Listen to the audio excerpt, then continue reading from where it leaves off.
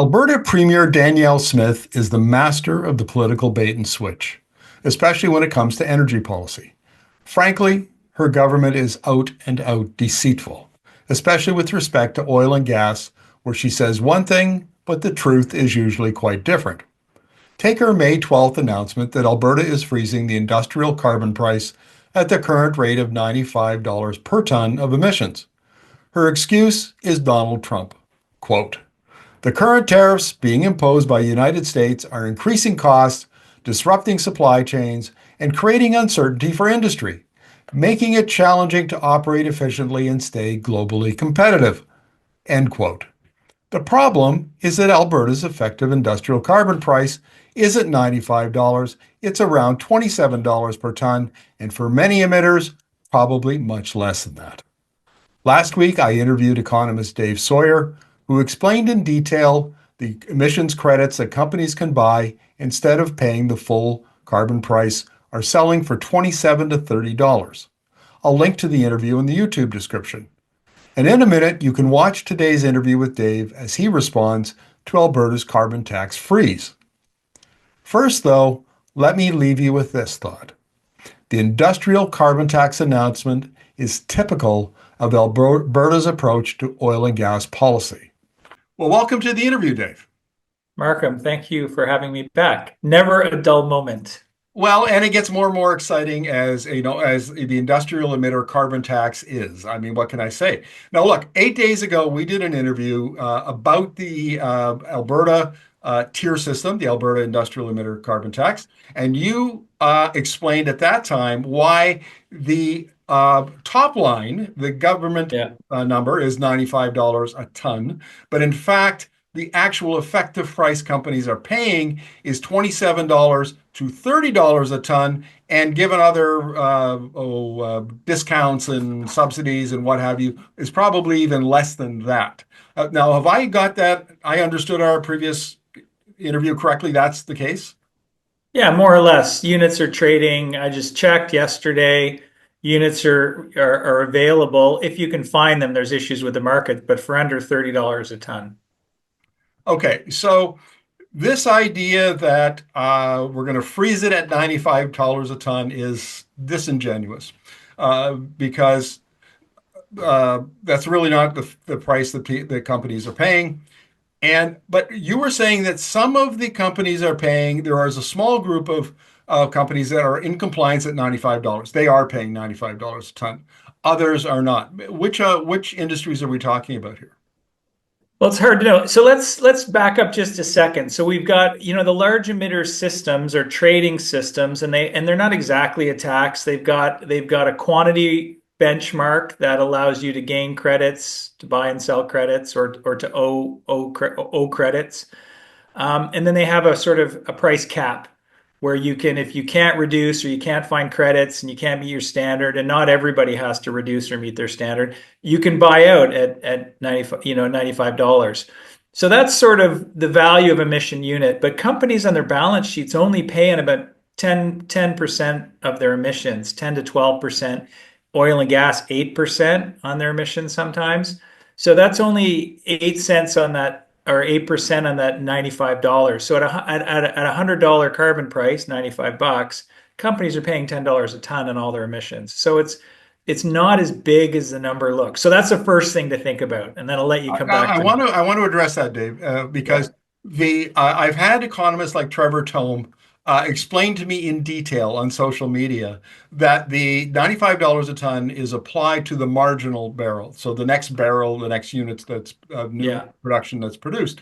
And that's intended to disincentivize companies from bringing on high emission barrels. But that is not the way the oil companies do the calculation. They actually average it over all of their barrels and come up with Suncor, like they did in 2024, and say, well, we only pay 47 cents a barrel, on all our barrels. That's really, it's kind of a rounding error. It's our coffee fund, really, is what it is.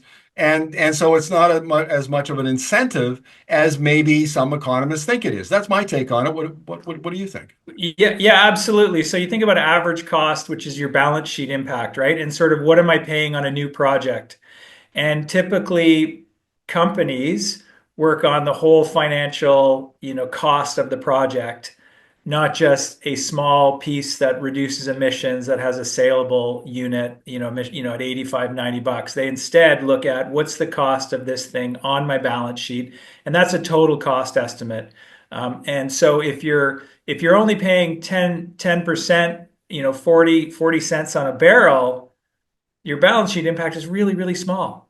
Like really, I mean, you're making, at $80, you're making $40 a barrel on average in the country. You're paying 40 cents on profit of $40, right?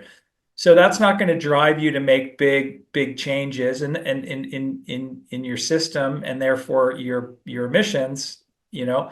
And we've seen this in the sector, right? They haven't really invested heavily. Now, methane regulations have driven down, emissions in conventional, but the oil sands, we haven't seen those investments. And because they're paying 40 cents or less a barrel. Now, here is an interesting critique that this goes back to 2018, 2019. There was an economist whose name escapes me just a moment. It'll come to me in a minute. But she had been involved in managing carbon markets going back to the 90s.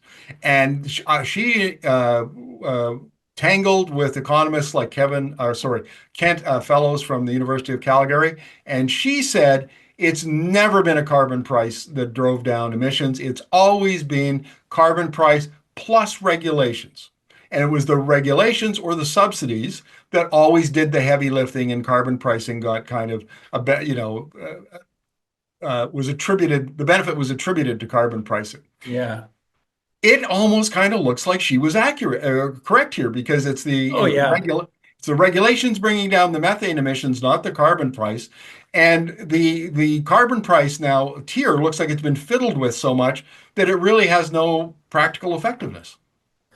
Yeah, so Alberta's a brilliant example about how regulations can be so regulations were mandating something, an emission intensity improvement. You must do it under the law, and that gets to director liability, and therefore it happens. Like, CEPA, the Canadian Environmental Protection Act, and the methane regulations or the coal phase out regulations are a looming backstop that the carbon price accelerates behavior to. It's sort of the carbon price becomes an accelerant in advance of the ban because they know it's coming. And this happened in Alberta under the CCIR. And the reason Alberta's electricity sector is so decarbonized right now, and coal fell out so fast, because you had this provincial and federal backstop on carbon ban, and then you had a carbon price incenting small projects to drive emission reductions forward, which then paid, and people moved. So carbon pricing is often a complement to these backstop regulations. And when you think about last thought, when you think about policy durability and knocking out any one of these policies, if you have two or three in place, you're going to get reductions done and get it done with something that's cost effective, like carbon pricing that uses the market and allows people to make profit and buy and sell and make their own choices in advance of something that's a little more punitive. Now, one of the things that the Premier Danielle Smith said in her press release, is she railed against Ottawa, as is her wont. I mean, she does this every time something comes up, and she said, "We will not have our carbon price dictated by Ottawa." But in fact, that's not what happens at all, is it? Well, the $95 price is mandated by Ottawa, so that really is. So there's the federal government. You can think of the federal government in environmental policy, especially air quality and climate policy, is often setting sort of a national minimum standard, and then Canada being a federation, they basically cede power to implement an equivalent policy, something with equivalent outcomes, to the provinces. And that's sort of the way the country works. So methane regulations, there's equivalency agreements in a bunch of provinces. So this is on conventional gas primarily, but oil as well. So equivalency agreements in BC, Saskatchewan, and Alberta. So they implement their own policy to hit the national standard. So carbon pricing is no different. Alberta had its own system since 2007 for industrial carbon pricing. And the federal government came along under Trudeau, put up this backstop, and then looked at the provincial system and said, "There you go. Okay, implement your system." Still, But here's my point. yeah, While the federal government may implement the backstop price, and Alberta agrees to it, Alberta then quietly behind the scenes, the way it manages the market or way the market evolves, and the amount of emissions credits that the government, Yeah. the free ones that they put in, effectively lowers the price from $95 to $27, and then does all these other things that we've agreed, like uh, giving some of it back to the industry, which then lowers it more than $27. So Yeah. it allows the government to rail against Ottawa for imposing the $95 price. Well, in reality, they've used their own policy mechanisms to lower the price down to like a quarter of that. That's Yeah. my complaint here. Yeah, and we see that in a number of jurisdictions. So Saskatchewan during the election was saying things against the federal government about imposing this electricity benchmark on them. But to meet the federal government standard about a minimum standard for these markets, Saskatchewan chose to give the oil and gas sector a benchmark or a standard 4 times lower than what Alberta was implementing. And to meet the federal government's test, they had to jack up the price on households through electricity, which then they pointed at the federal government. So yeah, these systems are opaque. They need to be modernized. We've looked at them, and you can't really assess them accurately to see how effective they are. And that's by design, and that needs to change in a big way. Yeah, that really becomes the problem here, is that the what gets said to the public, the narrative to the public, is very often quite different from what's going on in the way that the policy and the regulations are implemented. There's the remember the Paul used to be the rest of the story on radio, and so there's the story, and then there's the rest of the story that we never hear about what's going on. And I'll give you another example. In the government press release, Brian Jean, the Minister of Energy and Minerals, is talking about how the industrial carbon price goes too high. It would hurt our efforts to produce the cleanest energy in the world. Alberta doesn't produce the cleanest energy in the world. The oil sands, ultra heavy sour crude, is some of the dirtiest energy in the world or oil in the world at 66 kilograms of CO2 equivalent per barrel. And some of it's 120, which is outrageously high. I mean, that's higher than Nigeria, for crying out loud. And so this kind of double speak, it just reminds me of Orwell, George Orwell, double speak all the time. And anyway. Yeah, I would love to see this stuff become boring. And not so politicized. And then we would just have more transparency in these markets because they're large markets, right? They're trading markets with market prices, but we don't know what they are. They're handshake deals. There's no exchange. I mean, Alberta has actually some fairly good, I mean, not nationally leading transparency around some aspects of their system.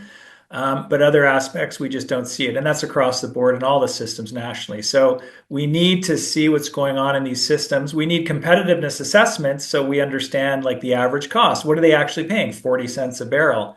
And by the way, with the EU and the UK and others imposing border carbon adjustments, we're going to have to nationally put that sheet forward of average prices we're paying to avoid tariffs, import tariffs on, right now about $3.5 billion worth of Canadian exports into the EU. So there's all kinds of reasons why we want to be more transparent with these systems and frankly make them boring and depoliticize them. Because A, they're designed to minimize competitiveness impacts. That's the way they're designed. 40 cents a barrel is by design. And I would argue, okay, that's not a bad thing, but we don't know if the systems are working. Well, I would argue that the fact that the industry, oil and gas industry, has invested so little in greenhouse gas emissions reductions technologies that that's pretty good evidence that it's not. They're not Well, the incentivized to methane bring. folks have, right? So there's a lot of methane investments going on in conventional. Like sometimes we have to think about splitting up the industry a bit and painting them all the same in terms of emission reduction. So the methane regulations that the federal government and the provinces are jointly implementing are getting results, primarily because they're cheap and the product is saleable. Like why vent a product into the atmosphere when you can sell it and change it, be a little thoughtful about your mnemonic devices. So there is we got to think about the industry a little carefully, but that said, yeah, absolutely. The oil sands sector has really, they've known they needed to do something for 2 decades. They keep pushing it down the road. And I did a piece, Markham, last thought in 2010, no, 2011. Stephen Harper was going to double the existing tier regulation at the time. And basically, we did the calculations over a decade ago, and it was still a timbit a barrel. Timbits were 10 cents then; they're now 40 cents, and it's tracking this timbit a barrel over more almost 15 years, Markham. That doesn't surprise me at all, and an important distinction here, because basically what you've got is you've got the the natural gas industry, which is about 10 billion cubic feet, 11 billion cubic feet a day, and then you've got the conventional oil, which is about 500,000 barrels a day. And we're talking about